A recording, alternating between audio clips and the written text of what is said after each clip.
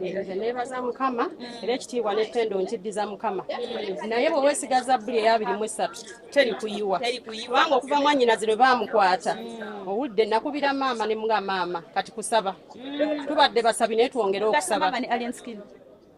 oba mu batataata oba batata ba Luganda taata waffe nze ne Alien Skin ffenna y'omu ffenna y'omu bonna badda ku nze taata y'omu ye naye twebaza Mukama olw'okubeera nti Mukama awuliriza okusaba kwaffe era ne muto wange ne musibirira entanda abeere nga abamukozesa ensobi ababayaya abatamwagaliza abamugwamu obugwi abeewala basi buli akusemberera nti aba akwagala lumu baba beeraga kukozesa nsobi kino kinakiyigiremu na kino kibeere kyakuyiga naye nga nze neebaza Mukama era ekitibwa n'ettendo nkiddiza Mukama kubanga muto wange kati afulumye. Kati Alien Skin ono mwana ki ewaka? Alien Skin twakula naye ne maama ne taata ng'era ye muntu atasobola kuba muntu tasobola kuvuma muntu tasobola kuba yadde siringi ebibiri. Effujjo lyava walino okuva obuto nga bw'omanyi nti azannyazannya nnyo ayimbayimba nnyo naye nga ffe tetumulina mu buzibu nti oba yali atukubyeko nti oba yali atuvumyeko owulidde naye ne bano bennyini abamu abatamwagaliza bamugwamu bugwi kati ne bagwa ate mu bamwagala kati awo ne biyingirawo ne byonoonekerawo ne bw'obuuza wuuyo muto wange naye amanya togatuga amanya gange nze Kayaga Jennifer mbeera Nansana toyanziza nnyo maama Nakayaga Jennifer mukwano gye bali kale momo nayanziza neyanzeke amwe mugyebale kale mukwano bannange kuli kayo mu kooti bannaye tuvuddeyo twasuze tetwebase era kati nga so otulo n'essanyu kati kyekiddako pate kiki pate teri kubuuza nga onsalawo y'omusango ogirabye otya basaze na bwenkanya oba omuntu wafadde bamutadde naye basaze na bwenkanya kubanga nkubuulire ebintu bino bya bulijjo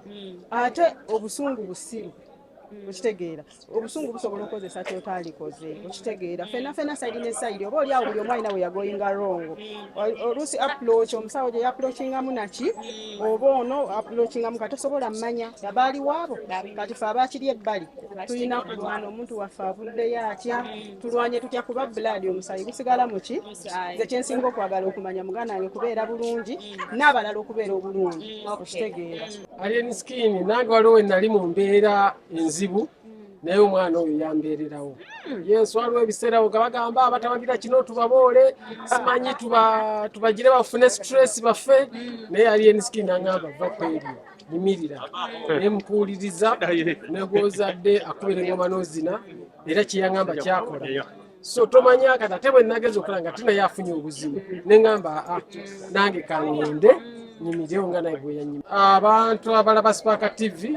mubeere n'emikwano emituufu bayinza oyinza okuba nga ekulaba ng'omuyaayi nga bwolaba Alien Skin naye amazima gabeera munda.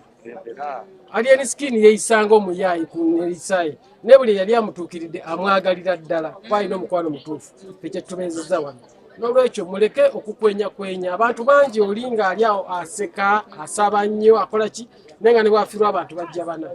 Ekintu kino kiri nti omuntu alina obuvunaanyizibwa mu teriya kiyinzika okuba nga singa byabadde nange byatuuseewo jjo twabadde mu kuziika jjajja Gabunga omutaka eyatuulako kiyinzika okuba nga n'omuyimbi eyo gyali balina ebyo batawanya ebyenjawulo tukiteeka nnyo kuki ku bintu ate nekirala nebino ebitiibwa nze bukyanga mbeerawo emyaka gye nnina sikyangako mu makooti muno enkolagana kyeyeeku ekusitula haji nekuleeta mu bintu nga bino ngomaze ogamba emyaka gyonna tojjangako mu bintu bino kiki mukwano nina omukwano za Alien wamamba ekirala muyimbi ekirala linga akola ebintu byenjagala olumu owaawo tebisobola kubeera birungi byereere naye obisinga binyumira byakola so ensonga lwaki ndi wano ku saawa lwa Alien.